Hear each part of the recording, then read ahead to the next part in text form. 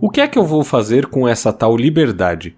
O verso inicial da música Tal Liberdade, consagrada na voz de Alexandre Pires, pareceu uma boa escolha para abrir o 39º episódio da Mosca, um podcast sobre política nacional, internacional e sociedade, e que parte hoje da compra do Twitter pelo multibilionário Elon Musk para refletir um pouco sobre como encaramos a democracia e qual o seu papel no mundo atual.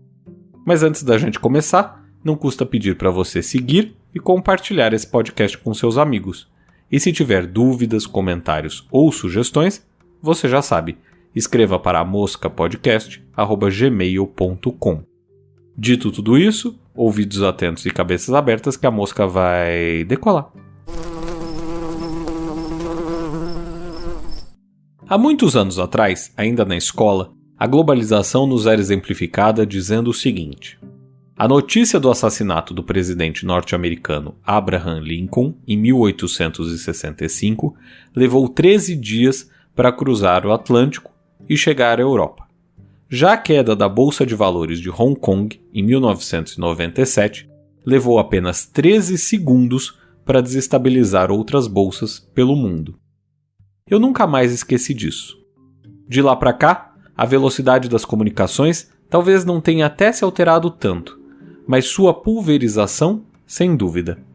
Antes, tais notícias eram apenas divulgadas por meios de comunicação consolidados. Já hoje, qualquer pessoa pode divulgar algo nas redes sociais. A Mosca, inclusive, é fruto desses tempos, onde há espaço para anônimos e famosos produzirem e divulgarem conteúdo. Mas como diria o conhecido princípio de Peter Parker, com grandes poderes vem grandes responsabilidades. Assim, a pulverização da capacidade de espalhar ideias por aí fez com que muita gente tivesse o poder de dizer o que pensa. Um efeito colateral das redes sociais que lá no começo pareciam ser espaços apenas para criar e manter laços com pessoas. Parecia que teríamos para sempre a oportunidade de manter contato com nossos amigos e familiares, não é?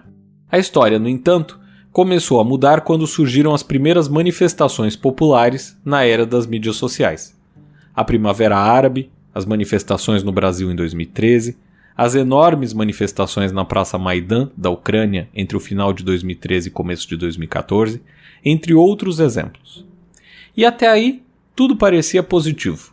Era bacana ver populações se revoltando contra ditadores, dizendo a governos o que desejavam, ou simplesmente deixando claro que era o povo que importava. O problema é que o mesmo espaço que permitia tais ações passou a abrigar discursos cada vez mais radicais. E não apenas isso.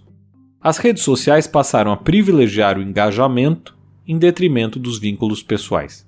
Ou seja, os posts com maior número de comentários e reações passaram a ser os mais espalhados. Hoje a gente sabe que tais posts muitas vezes eram os que geravam ódios ou mexiam com nossas paixões. Em outras palavras, eram um tipo de conteúdo que não nos deixava indiferente. Aliás, talvez seja essa a palavra que mais assuste as redes: indiferença. Pessoas indiferentes àquilo ficam menos tempo logadas, consomem menos conteúdo e interagem menos. Por isso, tais redes passaram a favorecer as publicações que não causam indiferença. Na esteira desse fenômeno vieram o Brexit, a eleição do Trump, a epidemia de fake news e muito mais coisa. E com isso, a menor crença nas eleições, nas instituições e até na democracia, que culminaram com a invasão do Capitólio por eleitores de Trump, que não apenas acreditavam que as eleições haviam sido manipuladas e fraudadas, como pensavam estar defendendo o país. E o Twitter é uma das ferramentas mais relevantes para esse tipo de proliferação de conteúdo. Não à toa, após a invasão do Capitólio, a rede se viu obrigada a banir o presidente Donald Trump, atitude que foi depois seguida pelo Facebook. As redes também se viram obrigadas a tomar atitudes diante das fake news inventadas durante a pandemia. Não por acaso, o número de contas removidas ou bloqueadas pelo Twitter não para de crescer. Segundo o Estadão, em 2019 a plataforma bloqueou 1,9 milhão de contas, contra 5,9 milhões em 2021. Tal atitude da plataforma, no entanto, parece desagradar algumas pessoas. Entre elas, o mais novo proprietário do Twitter, o multibilionário Elon Musk, que promete fazer da plataforma um lugar com menos moderação, ampliando assim o debate. Segundo ele, abre aspas, a liberdade de expressão é a base de uma democracia em funcionamento, e o Twitter é a praça da cidade digital, onde assuntos vitais para o futuro da humanidade são debatidos. Fecha aspas. O problema todo é que tais assuntos vitais não se encerram apenas na discussão. Eles vão muito além disso. Eles estão cada vez mais deixando as redes e se tornando uma realidade no mundo analógico, digamos assim. Mas a preocupação sobre Musk não deveria se limitar a isso. Em 2021, ele foi eleito Homem do Ano pela revista Time. Quando perguntaram a ele sobre o estado da democracia nos Estados Unidos, Musk respondeu, abre aspas, temos democracia? Onde? Quero dizer, temos uma espécie de democracia.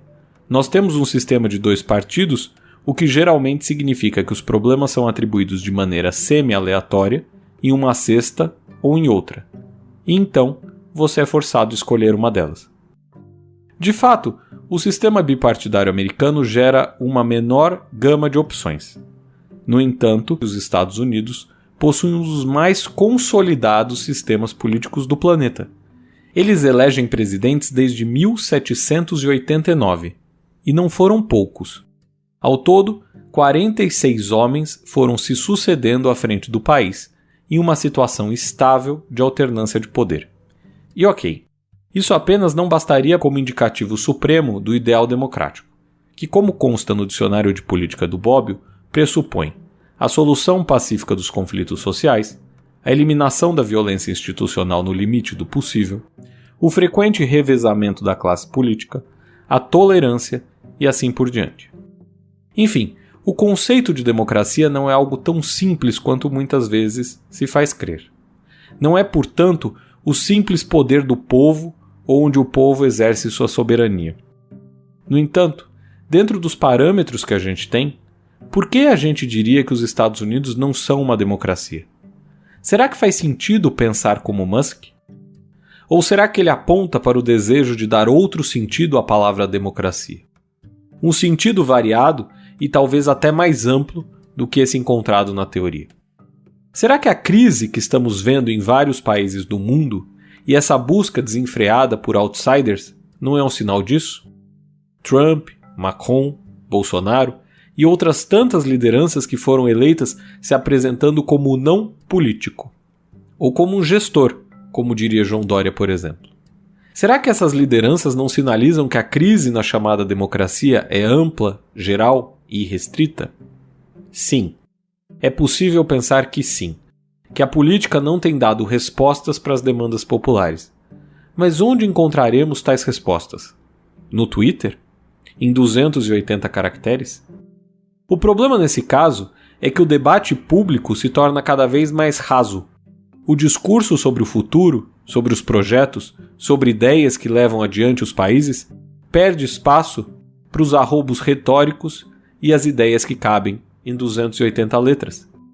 E mais, o ódio cabe muito bem em 280 letras.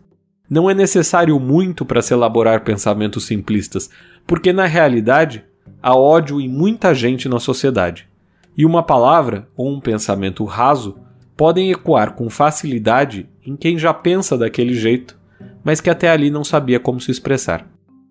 A internet reuniu grupos e se tornou um espaço onde quase tudo é permitido. Sem árbitro e sem juiz, pouco a pouco se viu que daquela maneira não era possível continuar. Empresas endureceram suas políticas de moderação e países começaram a discutir meios de limitar essas liberdades. Musk já disse que quer o caminho contrário. Muitos extremistas acharam isso bom. Mas será que é isso mesmo que ele planeja? Sua ideia de aliar mais liberdade com uma perseguição maior aos robôs e com o novo funcionamento do Twitter talvez faça com que a função atual da plataforma seja alterada e que algo diferente surja dali. No entanto, A simples ideia de que deixar todo mundo falando sem parar é a construção real da democracia é uma ideia equivocada. Democracia não é o desejo desencontrado das pessoas.